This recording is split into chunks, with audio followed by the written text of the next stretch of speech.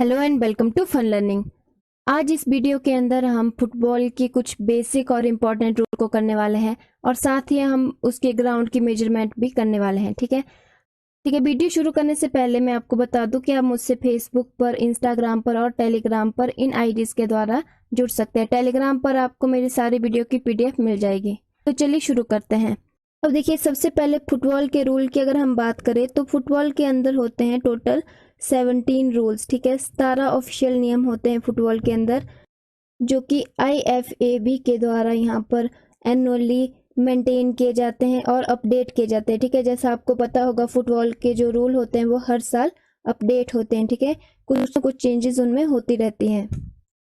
IFAB यानी कि international football association board, और इस वीडियो के अंदर हम इन्हीं रूल्स के बारे में पढ़ने वाले हैं।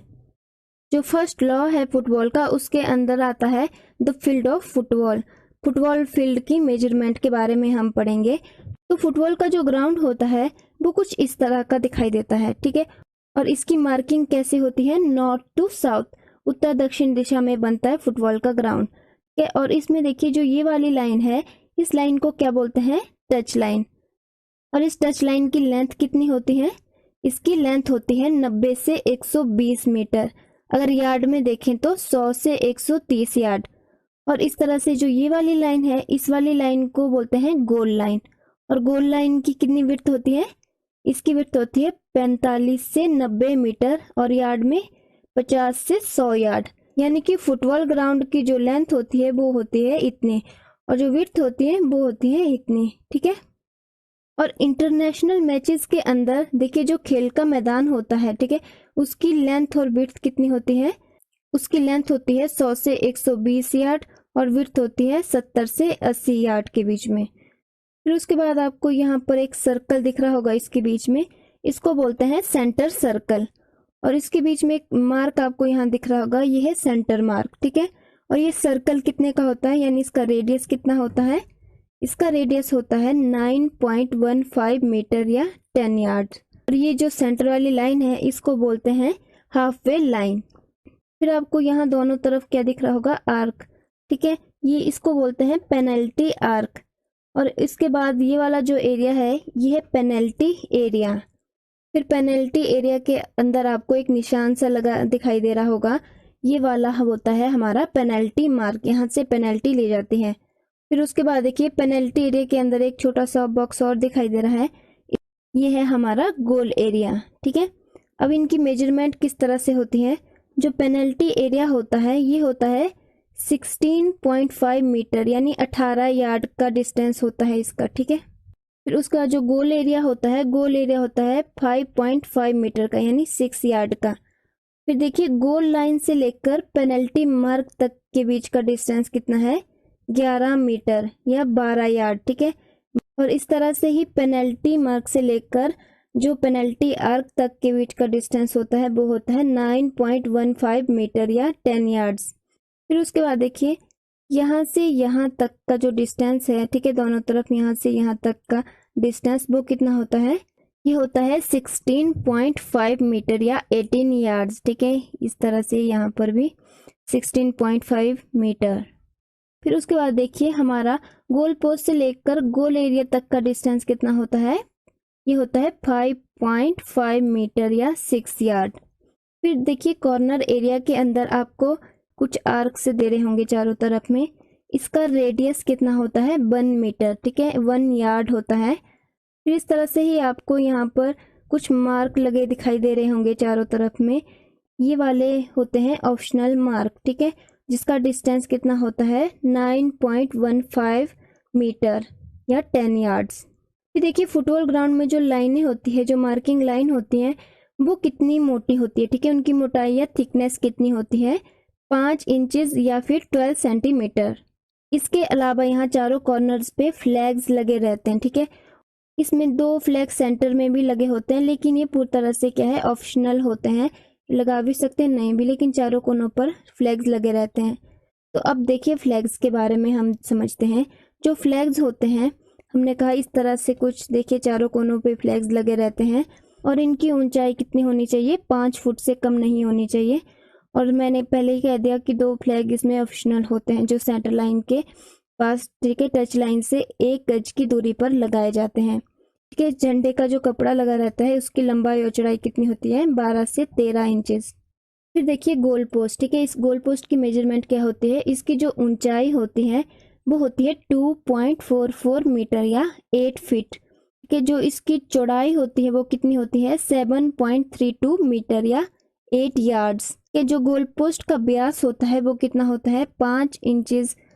और ये कैसा होता है? सफेद रंग का होता है।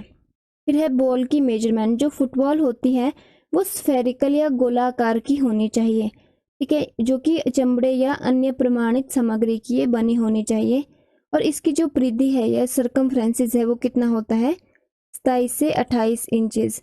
और सेंटीमीटर में देखें तो 68 टू 70 सेंटीमीटर्स। और इसका वेट कितना होता है? इसका वेट होता है 410 से 450 ग्राम। औंस में देखिए 14 से 16 औंस। और बॉल के अंदर हवा का जो दबाव होता है, एयर प्रेशर कितना होता है? 0.66 से लेकर 1.1 kg पर सेंटीमीटर वातावरण के स्तर पर होना चाहिए, ठीक है, atmosphere at the sea level. फिर देखिए प्लेयर्स, ठीक है, फुटबॉल की टीम में कितने प्लेयर होते हैं? फुटबॉल की एक टीम के अंदर, ठीक है, गोलकीपर के साथ 11 खिलाड़ी होते हैं एक टीम के अंदर, ठीक है, 11 खेलते हैं, बाकी एक्स्ट्रा में होते हैं।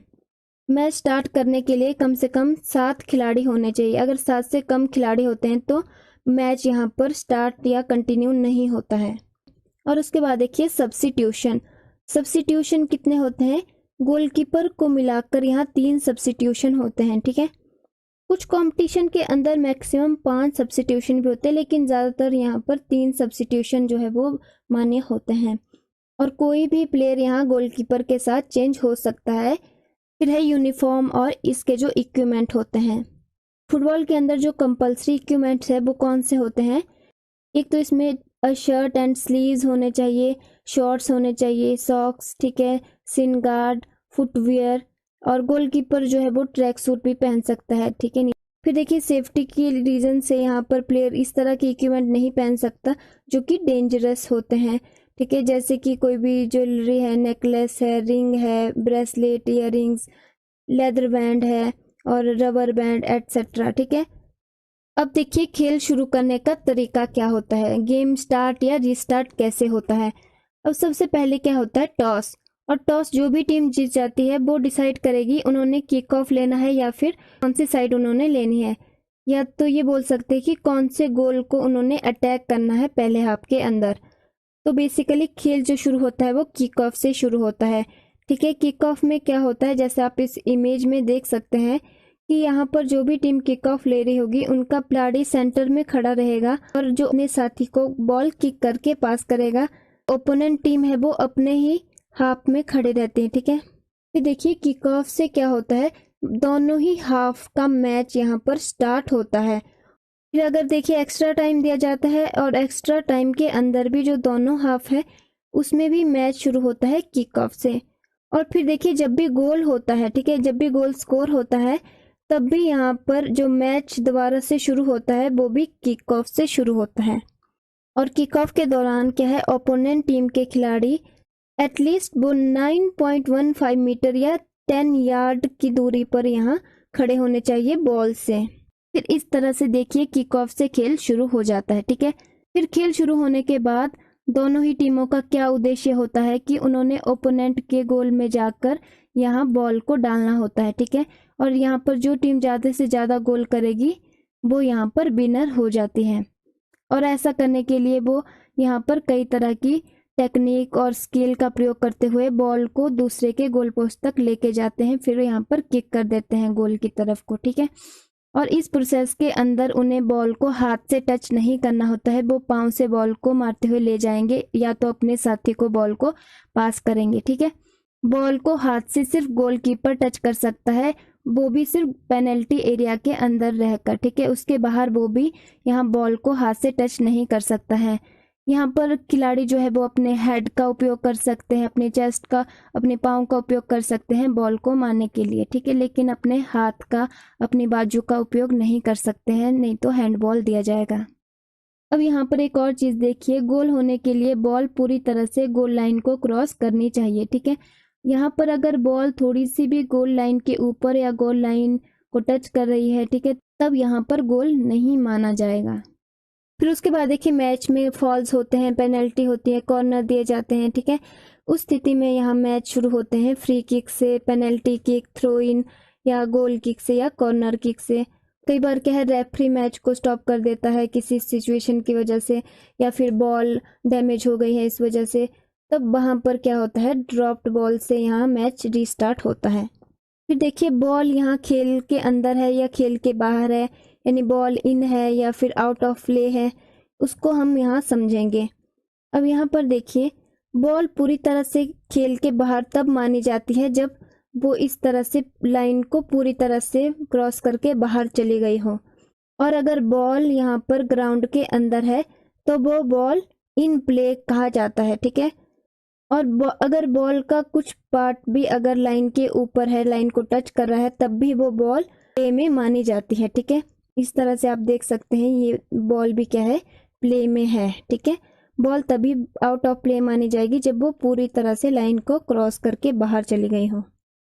फिर है मैच की अवधि या ड्यूरेशन, ठीक है। मैच कितने मिनट का होता है, 90 मिनट का होता है फुटबॉल का मैच। 45-45 मिनट के 2 हाफ इसमें होते हैं, और दोनों ही हाफ के बीच में 15 मिनट का इंटरवल टाइम होता है, ठीक है। फिर उसके बाद देखिए अगर टाई हो जाता है, अगर टाई की सिचुएशन होती है, तब क्या होता है, 30 मिनट का एक्स्ट्रा टाइम दिया जाता है, यानी कि यहाँ पर 15-15 मिनट के 2 हाफ दिए जाएंगे, जिसके अंदर 10 मिनट का इंटरवल टाइम दिया जाएगा।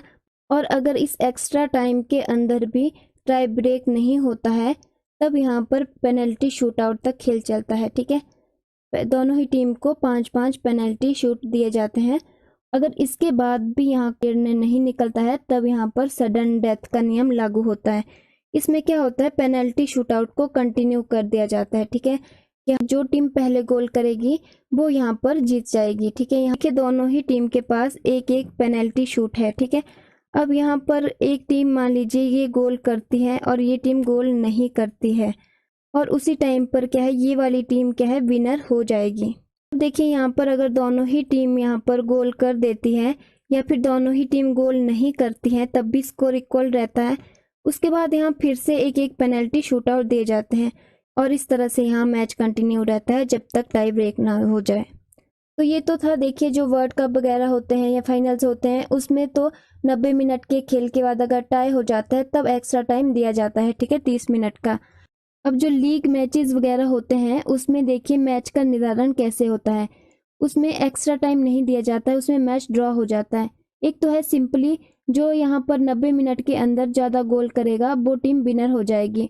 लेकिन यहाँ पर अगर 90 मिनट के खेल के अंदर भी कोई गोल नहीं होता या फिर बराबर गोल हो जाते हैं, तब यहाँ पर मैच ड्रॉ हो जाता है। लेकिन कई बार क्या होता है, मैच ड्रॉ होने के बाद भी हमें विनिंग टीम चाहिए होती है, ठीक है।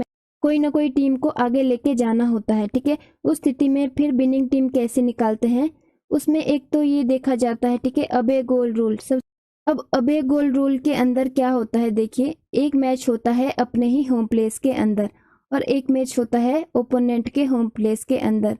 अब इसमें ये देखा जाता है कि ओपोनेंट के होम प्लेस में जाकर कौन सी टीम ने ज़्यादा गोल किए हैं, ठीक है। और इस तरह से यहाँ पर देखा जाएगा, अगर कोई टीम ने ओपोनेंट के होम प्लेस में जाकर यहाँ पर ज़्यादा गोल किए हैं तो वो टीम यहाँ पर विनर हो जाएगी। लेकिन अगर फिर भी यहाँ कोई रिजल्ट नहीं निकलता है, तब यहाँ पर क्या दिया जाएगा, 15-15 मिनट का एक्स्ट्रा टाइम दिया जाता है, ठीक है। अगर इसके बाद भी कोई रिजल्ट नहीं निकलता है, तब यहाँ पर पेनल्टी मार्क से किक दी जाएगी, यानी कि पेनल्टी शूट आउट दिए जाते हैं। फिर उसके बाद देखिए इसके फॉल और मिसकंडक्ट, ठीक है, कौन कौन से फॉल होते हैं। अब यहाँ पर देखिए सबसे पहले डायरेक्ट फ्री किक फॉल, ऐसे फॉल जिनको करने से डायरेक्ट फ्री किक मिलती है, ठीक है। देखिए इसके अंदर कौन कौन से होते हैं, अगर ओपोनेंट को किक करते हैं या किक करने की कोशिश भी करते हैं तब भी यहाँ पर फॉल होगा। दूसरा क्या है, ट्रिपिंग करने की कोशिश करते हैं, यहाँ आप इमेज में देख सकते हैं। फिर क्या है, अगर जंप करते हैं ओपोनेंट के ऊपर, ठीक है। फिर नेक्स्ट क्या है, चार्जिंग फॉल, ठीक है। अगर यहाँ बहुत ही डेंजरस वायलेंट वे में यहाँ टकरा जाते हैं अगर खिलाड़ी एक दूसरे से, चाहे वो एक्सीडेंटल हो या इंटेंशनल हो, यहाँ पर ये फॉल दिया जाएगा। डायरेक्ट फ्री किक यहाँ दी जाएगी। फिर क्या है स्ट्राइकिंग, ठीक है, स्ट्राइकिंग या फिर स्ट्राइक करने की कोशिश अगर ओपोनेंट पे कर दी जाए तो यहाँ पर डायरेक्ट फ्री किक मिलती है। ये कई बार क्या होता है कि खिलाड़ी बॉल को स्ट्राइक कर रहा होता है लेकिन वो स्ट्राइक करने में फेल हो जाता है और फिर खिलाड़ी पर स्ट्राइक हो जाता है। उसके अलावा क्या यहाँ बाइट और स्पिट करना किसी के ऊपर। फिर नेक्स्ट देखिए क्या है होल्ड करना, ठीक है, पकड़ना हो गया ओपोनेंट को, या आप अपने ओपोनेंट को पुश कर रहे हो या पुल कर रहे हैं, ठीक है, खींच रहे हैं या धक्का दे रहे हो। और फिर नेक्स्ट क्या है अगर बॉल को हाथ से टच कर रहे हैं तो वो भी क्या होता है फॉल होता है, उसमें भी डायरेक्ट फ्री किक मिलती है। हैंडलिंग द बॉल क्या होता है अगर खिलाड़ी यहाँ से नीचे, ठीक है, यहाँ बाजू से हाथ से अगर बॉल को टच करता है तब यहाँ पर हैंडबॉल दिया जाएगा, ठीक है। लेकिन इसमें एक बात याद रखना, अगर इस वाले हिस्से से बॉल टच हो जाती है तब यहाँ पर हैंडबॉल नहीं दी जाएगी। यहाँ से नीचे अगर टच होता है तब यहाँ हैंडबॉल दी जाएगी। फिर नेक्स्ट देखिए क्या है ओपोनेंट के ऊपर टैकल करना, ठीक है, बहुत ही केयरलेस रैकलेस वे में, ठीक है। अगर यहाँ पर टैकल होता है, खिलाड़ी गिर रहे हैं, चोट लगती है उन्हें, तो वो डेफिनेटली फॉल होता है और डायरेक्ट फ्री किक इसमें मिलती है। उसके बाद देखिए इनडायरेक्ट फ्री किक फॉल, ऐसे फॉल जिनको करने से इनडायरेक्ट फ्री किक मिलता है, ठीक है। फिर सबसे पहले देखिए डेंजरस मैनर में खेलना, ठीक है। अगर कोई खिलाड़ी यहाँ पर काफ़ी खतरनाक तरीके से खेल रहा हो जिससे काफ़ी इंजरी लग सकती है दूसरे प्लेयर को भी और खुद को भी, तब यहाँ पर फॉल दिया जाएगा। इससे क्या होता है दूसरे प्लेयर का प्रदर्शन भी यहाँ पर खराब हो जाता है। अब क्या है कि अगर कोई खिलाड़ी इस तरह से खेल रहा हो खतरनाक तरीके से तो यहाँ पर दूसरे खिलाड़ी को भी थोड़ा डर रहता है कि अगर मैं यहाँ पर बॉल खेलने के लिए जाता हूँ तो मुझे चोट लग सकती है, ठीक है। फिर दूसरा देखिए क्या है अगर कोई भी अब्यूजिंग इंसल्टिंग लैंग्वेज यूज़ कर रहा है, गाली दे रहा है, ठीक है, या इशारे से भी कोई इंसल्ट कर रहा है किसी दूसरे प्लेयर की, तब यहाँ पर क्या होता है इनडायरेक्ट फ्री किक फॉल होता है। फिर नेक्स्ट देखिए ऑफसाइड ऑफेंस, ठीक है, ऑफसाइड ऑफेंस होने पर भी इनडायरेक्ट फ्री किक मिलता है। और ये ऑफसाइड ऑफेंस क्या होता है ये हम आगे वीडियो में पढ़ने वाले हैं। फिर उसके बाद देखिए नेक्स्ट क्या है गोलकीपर अगर जिस समय पर बॉल रिलीज कर रहा हो उस समय पर अगर गोलकीपर को बॉल रिलीज करने से अगर कोई खिलाड़ी रोकता है तब वहां पर इनडायरेक्ट फ्री किक फॉल होता है, ठीक है। चाहे वो हाथ से रिलीज कर रहा हो, चाहे किक से रिलीज कर रहा हो या किक करने की कोशिश कर रहा हो बॉल को, अगर कोई यहाँ पर खिलाड़ी रोकता है गोलकीपर को, ठीक है, तो यहाँ फॉल होता है। फिर उसके बाद देखिए कि गोलकीपर के द्वारा पेनल्टी एरिया के अंदर कौन से ऐसे फॉल होते हैं जिनको करने से यहाँ इनडायरेक्ट फ्री किक मिलता है। अगर गोलकीपर पेनल्टी एरिया के अंदर, ठीक है, बॉल को हाथ से 6 सेकंड से ज़्यादा यहाँ कंट्रोल करता है तब यहाँ पर फॉल होता है। फिर नेक्स्ट क्या है अगर गोलकीपर बॉल को एक बार रिलीज करने के बाद, ठीक है, दोबारा यहाँ हाथ और बाजू से टच नहीं कर सकता है, ठीक है, जब तक कि कोई दूसरा प्लेयर बॉल को टच ना कर दे। फिर नेक्स्ट क्या है कि अगर गोलकीपर टाइम वेस्ट करता है या खेल को डिले करने की कोशिश करता है तब भी इनडायरेक्ट फ्री किक मिलता है। फिर देखिए ऑफसाइड ऑफेंस क्या होता है, ठीक, लेकिन उससे पहले हम ये समझ लेते हैं कि ऑफसाइड पोजीशन होती क्या है। ऑफसाइड पोजीशन के अंदर क्या होता है कि जो अटैकिंग टीम का प्लेयर होता है वो सेकंड लास्ट डिफेंडर के आगे अगर खड़ा होता है तो इसका मतलब है कि वो ऑफसाइड पोजीशन में खड़ा है। यहाँ आप इस इमेज में देख सकते हैं ये है सेकंड लास्ट डिफेंडर, ठीक है। टीम का जो लास्ट डिफेंडर होता है वो यूजली यहाँ पर गोलकीपर होता है लेकिन ये ज़रूरी नहीं, ठीक है, लेकिन यूजली क्या होता है गोलकीपर ही लास्ट डिफेंडर होता है टीम का। तो यहाँ पर यह है सेकंड लास्ट डिफेंडर। अगर हम इस सेकंड लास्ट डिफेंडर से कोई इमेजिनरी लाइन खींचे तो हम देख सकते हैं कि अगर इस इमेजिनरी लाइन के आगे यानी कि सेकंड लास्ट डिफेंडर के आगे अगर किसी भी अटैकिंग टीम के खिलाड़ी का बॉडी का कोई भी पार्ट होता है, ठीक है, उसके हाथ और बाजू को छोड़ के, इसका मतलब होता है कि वो ऑफसाइड पोजीशन में खड़ा है। लेकिन यहाँ पर एक बात याद रखना कि ऑफसाइड पोजीशन में खड़ा होना कोई ऑफेंस नहीं होता है। वो ऑफेंस कब होता है अगर कोई खिलाड़ी ऑफसाइड पोजीशन में खड़ा है और यहाँ पर वो एक्टिव प्ले में इन्वॉल्व होता है या फिर वो ओपोनेंट से बॉल को लेने की कोशिश कर रहा है या चैलेंज कर रहा है, ठीक है, यानी कि वो अगर इस पोजीशन में रहकर ओपोनेंट के साथ इंटरफेयर करता है या कोई एडवांटेज लेने की कोशिश करता है तब यहाँ पर वो ऑफसाइड ऑफेंस होगा, यहाँ इनडायरेक्ट फ्री किक दिया जाएगा। इसमें एक और चीज़ ध्यान रखना कि ऑफसाइड ऑफेंस जिस समय पर बॉल रिलीज हो रही है, ठीक है, जिस समय पर खिलाड़ी का बॉल के साथ कांटेक्ट हो रहा है उस समय पर देखा जाता है, ठीक है, ना कि रिसीव करते समय। अब मान लीजिए, देखिए ये वाला खिलाड़ी क्या है, बॉल को अगर यहाँ पास कर देता है और ये खिलाड़ी बॉल को यहाँ पर आकर रिसीव कर लेता है, ठीक है, अब यहाँ पर ऑफसाइड ऑफेंस नहीं होगा, क्योंकि जिस समय पर इसने बॉल को हिट किया ये यहाँ पर ऑनसाइड पोजीशन में था। लेकिन अगर ये खिलाड़ी बॉल को यहाँ पर हिट कर देता है और ये खिलाड़ी बॉल को यहाँ पकड़ने के लिए जाता है, तब यहाँ ऑफसाइड ऑफेंस हो जाएगा, क्योंकि जिस समय पर यहाँ इसने बॉल को रिलीज किया उस समय पर ये ऑफसाइड पोजीशन में पहले से खड़ा था, ठीक। और एक चीज इसमें देखिए कि अपने ही हाफ के अंदर अगर कोई प्लेयर सेकंड लास्ट डिफेंडर से आगे खड़ा है तब यहाँ पर कोई भी ऑफसाइड ऑफेंस नहीं होता है, ठीक है। ये कहाँ पर होता है, ओपोनेंट के हाफ में होता है। फिर कुछ कंडीशन है जिसके अंदर अगर यहाँ पर अटैकिंग टीम का कोई प्लेयर सेकंड लास्ट डिफेंडर से आगे आकर भी खेलता है तब भी यहाँ कोई भी ऑफसाइड ऑफेंस नहीं दिया जाता है। एक तो देखिए इसमें है गोल किक, थ्रो इन और कॉर्नर किक। अगर मान लीजिए कोई खिलाड़ी थ्रो इन दे रहा है, ठीक है, और वो डायरेक्टली यहाँ पर इस प्लेयर के पास यहाँ थ्रो इन दे देता है तब भी कोई ऑफसाइड ऑफेंस नहीं होगा। उस तरह से अगर कॉर्नर किक में भी डायरेक्टली बॉल इस वाले प्लेयर के पास चली जाती है तब भी कोई ऑफसाइड ऑफेंस नहीं होगा, और उसी तरह से ही गोल किक के अंदर भी कोई ऑफसाइड ऑफेंस नहीं होगा। अब हम आते हैं मिसकंडक्ट पे, ठीक है। मिसकंडक्ट या कोई ऐसा अनुचित आचरण अगर प्लेयर करता है तो यहाँ कार्ड्स दिखाए जाते हैं, ठीक है। येलो कार्ड होता है फुटबॉल में और रेड कार्ड होता है। अब सबसे पहले देखिए येलो कार्ड, अगर खिलाड़ी यहाँ रेफरी की परमिशन के बिना फील्ड को छोड़ के जाता है या एंटर करता है तब यहाँ पर वार्निंग के लिए येलो कार्ड दिखाया जाता है। दूसरा क्या है, अगर कोई खिलाड़ी यहाँ रेफरी के साथ मिसबिहेव करता है तब भी यहाँ येलो कार्ड दिखाया जाएगा। रेफरी के साथ जो बिहेवियर है प्लेयर का वो डिसेंट होना चाहिए, ठीक है। फिर के अगर कोई अनस्पोर्टिंग बिहेवियर करता है, ठीक है, अगर मैच को यहाँ डिले करने की कोशिश कर रहा है कोई प्लेयर, इन सब कंडीशन के ऊपर क्या है, येलो कार्ड दिखाए जाते हैं। फिर है रेड कार्ड। एक तो देखिए अगर दूसरी बार कोई प्लेयर यहाँ येलो कार्ड सिप करता है तब वो ऑटोमेटिकली रेड कार्ड होता है। दूसरा क्या है, अगर कोई सीरियस, ठीक है, वायलेंट फॉल यहाँ हो जाता है, किसी को इंजरी हो जाती है, ऐसा फॉल अगर करता है तो यहाँ डायरेक्टली रेड कार्ड दिखाया जाएगा। फिर देखिए क्या है, अगर कोई खिलाड़ी यहाँ काफ़ी गलत लैंग्वेज यूज़ कर रहा है, ठीक है, कोई गाली दे रहा है चाहे वो ओपोनेंट को हो या अपने ही टीममेट को हो, तो यहाँ पर रेफरी रेड कार्ड दिखा सकता है। अब यहाँ देखिए जो येलो कार्ड है ये कॉशन के तौर पर दिखाया जाता है, ठीक है, लेकिन अगर रेड कार्ड मिल जाता है खिलाड़ी को तो उसे फील्ड को छोड़ के जाना पड़ता है।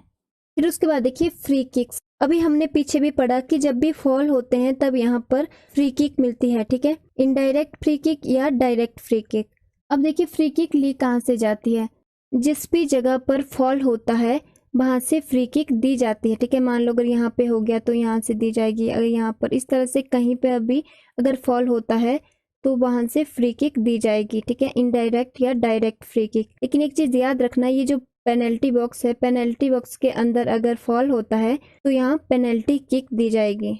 अगर इस गोल एरिया के अंदर डिफेंडिंग टीम को यहाँ फ्री किक मिलती है तो वो इस गोल एरिया के अंदर किसी भी पॉइंट से यहाँ पर फ्री किक ले सकते हैं। अब जरूरी नहीं अगर उनका फॉल इस पॉइंट पे हुआ हो तो अगर वो चाहें तो यहाँ से भी फ्री किक ले सकते हैं, यहाँ से भी, इस गोल एरिया के अंदर वो कहीं से भी फ्री किक ले सकते हैं।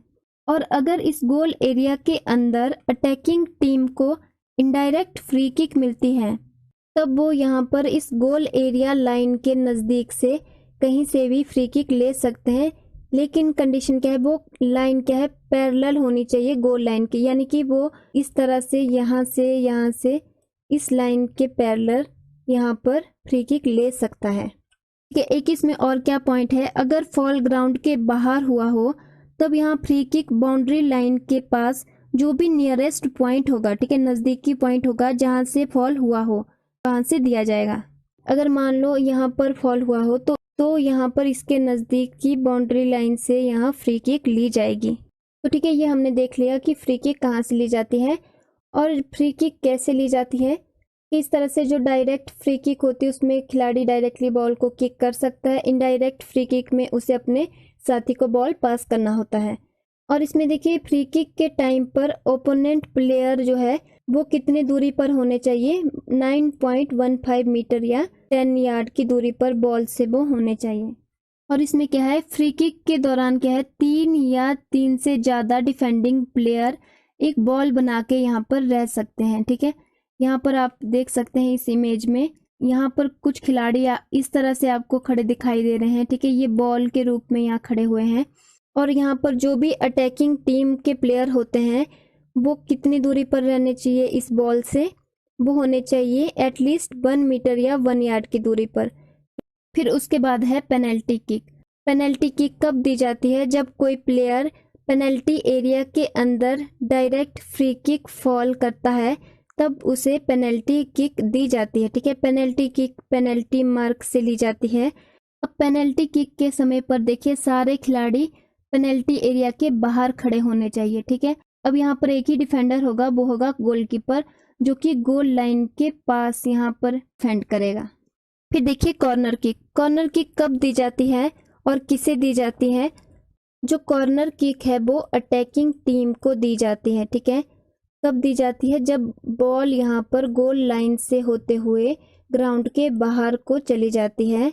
कंडीशन क्या है, अगर यहाँ पर गोल भी स्कोर नहीं होना चाहिए। ठीक है, अगर गोल यहाँ स्कोर नहीं होता है, बॉल बाहर चल जाती है गोल लाइन से होते हुए, और जो लास्ट टच है वो डिफेंडिंग टीम का हो, यानी कि डिफेंडिंग टीम के द्वारा अगर बॉल बाहर चली जाती है, ठीक है, तब यहाँ अटैकिंग टीम को कॉर्नर किक मिलती है। अब देखिए कॉर्नर किक कैसे दी जाती है।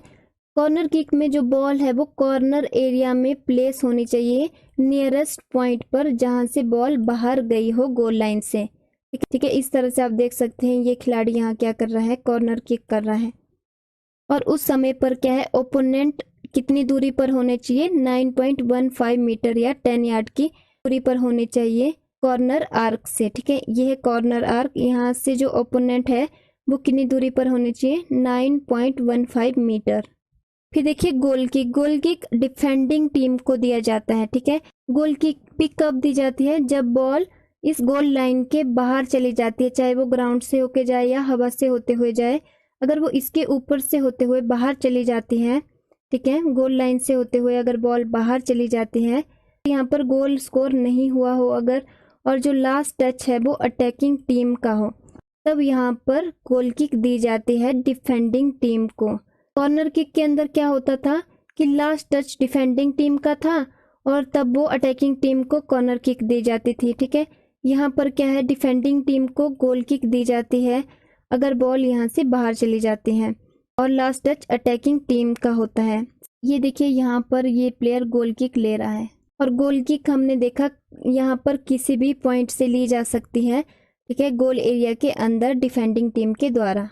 और गोल किक के टाइम पर जो ओपोनेंट प्लेयर होते हैं वो पेनल्टी एरिया के बाहर होने चाहिए जब तक बॉल प्ले में नहीं आ जाती। फिर देखिए थ्रो इन। ठीक है, थ्रो इन कहाँ से लिया जाता है, अगर बॉल इस लाइन से बाहर, ठीक है, टच लाइन से बाहर चली जाती है, चाहे वो ग्राउंड से या एयर से होते हुए बाहर चले जाती हैं, तब यहाँ बॉल अंदर कैसे लेके आते हैं, थ्रो इन के द्वारा। जिस भी टीम के द्वारा यहाँ बॉल बाहर गई हो उसकी ओपोनेंट टीम को यहाँ पर थ्रो इन दिया जाता है। देख सकते हैं इस तरह से थ्रो इन दिया जाता है। ठीक है, और थ्रो इन के टाइम पर जो ओपोनेंट प्लेयर होते हैं वो एटलीस्ट 2 मीटर की या 2 यार्ड की दूरी पर होने चाहिए टच लाइन से। यानी कि अगर बॉल यहाँ से बाहर गई है तो टच लाइन के इस पॉइंट से थ्रो इन लिया जाएगा, और इस पॉइंट से जो ओपोनेंट की दूरी है वो 2 मीटर की होनी चाहिए। फिर उसके बाद देखिए ऑफिशियल। मैच में कितने ऑफिशियल होते हैं, उसमें देखिए एक होता है referee, 2 assistant referee, 2 additional assistant referee होते हैं, रिजर्व असिस्टेंट रेफरी होता है। ठीक है, वीडियो असिस्टेंट रेफरीज होते हैं, VAR जिसको बोलते हैं। ठीक है, एक इसमें असिस्टेंट VAR होता है। ठीक है, AVAR जिसको बोलते हैं। अब इसमें देखिए जो रेफरी होता है ये पूरे मैच को कंट्रोल करता है, ये हेड होता है पूरे मैच का। ठीक है, और असिस्टेंट रेफरी की हेल्प करते हैं, उनको असिस्ट करते हैं। असिस्टेंट रेफरी के क्या काम होते हैं, इनका काम होता है कि ये देखना कि कॉर्नर किक किसको मिलेगी, गोल किक किसको मिलेगी, ठीक है, थ्रो इन किसको मिलेगा, यानी कि कौन सी टीम के द्वारा यहाँ बॉल बाहर गई है। और इसके अलावा इनका क्या काम होता है, ऑफ साइड ऑफेंस देखना, ठीक है, सब्स्टिट्यूशन प्रोसेस को भी मॉनिटर करना किनका काम होता है, असिस्टेंट रेफरी का काम होता है। और उसके बाद देखिए जो एडिशनल असिस्टेंट रेफरी होते हैं इनका क्या काम होता है, इनका काम होता है ये देखना कि जब गोल स्कोर हुआ हो उस समय पर बॉल जो है पूरी तरह से लाइन को वो क्रॉस कर गई है या नहीं किया है, ठीक है, यानी कि गोल स्कोर हुआ है या नहीं हुआ है, ठीक है। और इसके अलावा असिस्टेंट रेफरी की हेल्प करना भी इनका काम होता है। फिर है रिजर्व असिस्टेंट रेफरी। इनका एक ही काम होता है कि असिस्टेंट रेफरी और फोर्थ ऑफिशियल को रिप्लेस करना, ठीक है, जो कि आगे इस गेम में अब कंटिन्यू नहीं कर सकते हैं, उनको रिप्लेस करने का काम करता है। फिर है वीडियो असिस्टेंट रेफरी VAR, ठीक है, इनका क्या काम होता है, इनका काम होता है रेफरी को डिसीजन लेने में हेल्प करना, ठीक है। कई बार क्या होता है देखिए, गोल हुआ है क्या नहीं हुआ है, पेनल्टी है या नहीं है, डायरेक्ट रेड कार्ड मिला है या फॉल हुआ है, और इन सब में अगर डिसीजन नहीं ले पा रहा है रेफरी तो यहाँ रिप्ले फुटेज देखता है, ठीक है। इस तरह से क्या है जो VAR है असिस्ट करते हैं रेफरी को। और इसके अलावा क्या है, प्ले को अगर स्टॉप करना है या डिले या रिस्टार्ट अगर हुआ है तब वो भी बताता है कौन, VAR बताता है रेफरी को। तो ये था वीडियो, यहाँ पर हमने फुटबॉल से रिलेटेड सारे इंपॉर्टेंट रूल्स को डिस्कस कर लिया है। आई होप आपको वीडियो अच्छा लगा हो, आपके लिए हेल्पफुल रहा हो। अगर आपको वीडियो अच्छा लगे तो वीडियो को लाइक करके जाइएगा, चैनल को सब्सक्राइब कीजिए, हमारे साथ जुड़े रहें। यहाँ पर मैं सारे गेम्स के रूल कवर करने वाली हूँ, तो आप नोटिफिकेशन बेल आइकन को भी दबा दीजिए ताकि सारे नई वीडियो की अपडेट आप तक पहुँचती रहे।